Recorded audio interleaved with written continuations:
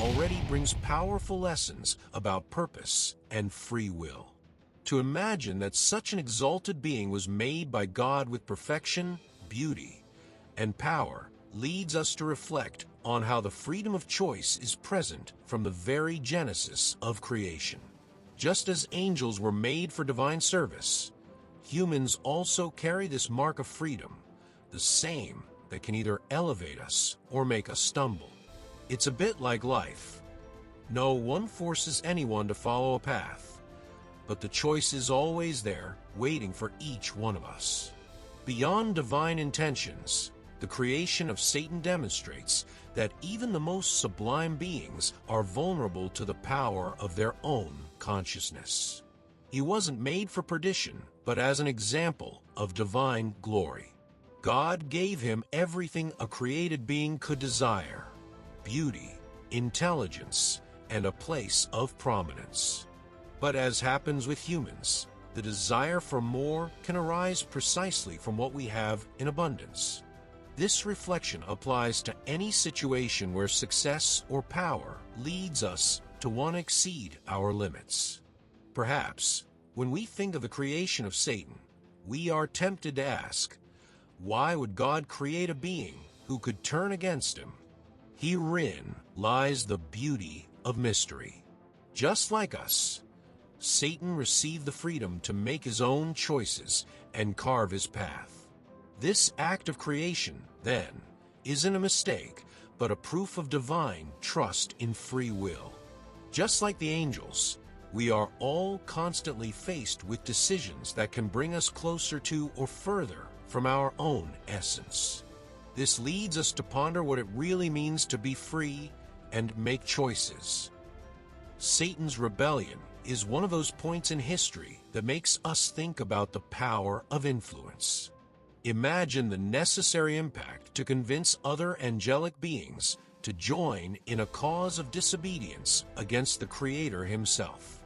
This skill in persuasion speaks volumes about how words and actions can shape thoughts and change directions. Satan didn't merely rebel. He dragged along a third of the angels with him.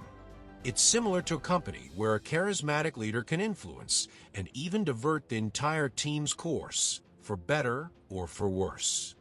But what fuels a rebellion like this? The dissatisfaction, fueled by the desire to be equal to God, was the spark Satan found to challenge divine orders. This dissatisfaction may resonate with us in many ways. Who hasn't wanted more recognition, power, or prominence?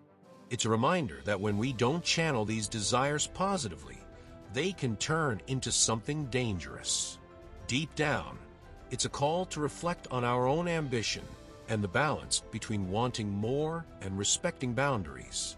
The influence Satan exerted over the other angels shows us that even celestial beings can be drawn to ideas of power and autonomy. How often in our day-to-day lives are we swayed by ideals that, at their core, don't serve us? Those angels may not have fully understood the gravity of what they were doing, just as we sometimes follow leaders or trends without reflection. This rebellion raises a warning about how our decisions impact not only our lives, but also the lives of those around us, often irreversibly. And then, what happens after this rupture? Satan held a unique and privileged position, something reserved for beings of the highest honor. He was described as an anointed cherub, a being who walked among the stones of fire in direct proximity to God. This position of prominence leads us to reflect on the value of trust placed in someone, whether at work, in friendships, or in family relationships. Just as a high position brings privileges, it also carries the responsibility to honor that trust, avoiding its transformation into vanity. He was granted the purest wisdom and beauty, something like a seal of perfection among celestial beings. However, this perfection became the starting point for his downfall. As we see today, when someone is highly praised and admired, there is a risk of developing a distorted self-image, placing oneself above others. This kind of reflection makes us wonder, to what extent are we influenced by our own image? This elevated status of Satan before the fall also makes us question the complexity of human and spiritual nature. He did not rebel due to a lack of blessings, but paradoxically, from being in a place of glory. It is a subtle lesson about how the greatest temptations can arise in times of abundance and success rather than scarcity. And upon losing this position, he not only fell, but also dragged with him illusions of power and invulnerability. But what, in fact, did this pride cause? Satan's pride began to stem from his own qualities, beauty and wisdom. These virtues, which could have been used to honor God, ended up becoming the foundation of his vanity. This leads us to reflect on how our own qualities can, at some point, turn against us. When something makes us special, we have the choice to use this ability for the common good or for our own exaltation. The key is recognizing the balance between pride and gratitude. In Isaiah 14, the famous 5 "I will" statements mark this self-assertion of Satan, an ardent desire to surpass the position he had been given. It's like someone who, upon standing out in a team, begins to ignore collaboration and decides to act individually, seeking to be the best. This inner movement of Satan exemplifies how the desire for power can become self-sabotage, as he abandoned the true reason for which he was created. When we look at Satan's pride, we are reminded that excessive self-confidence can be dangerous, especially when there is no humility to counterbalance. The pursuit of becoming equal to God represents the human temptation for control and total autonomy. By following this path, he created for himself a destiny of separation. This unrestrained pride serves as a warning. What do we lose when we seek more than what we already have? But the fall would still bring greater consequences. Satan's fall had immediate and eternal consequences, altering not only his position, but also the balance of the entire spiritual universe. Expelled from the divine presence, he experienced total separation from God, a punishment that transcends time and space. This exclusion reminds us that thoughtless actions can create chasms that are difficult to cross. Rebellion does not only affect the individual, it reverberates outward, creating chain effects that can last for eternity. Beyond the expulsion, Satan was destined for the lake of fire, a place of eternal torment. This fate is the ultimate symbol of the seriousness of pride, a warning about what awaits when we ignore wisdom's cautions and follow the path of self-sufficiency. It's like someone who insists on placing themselves above rules, disregarding the consequences that, sooner or later, arrive.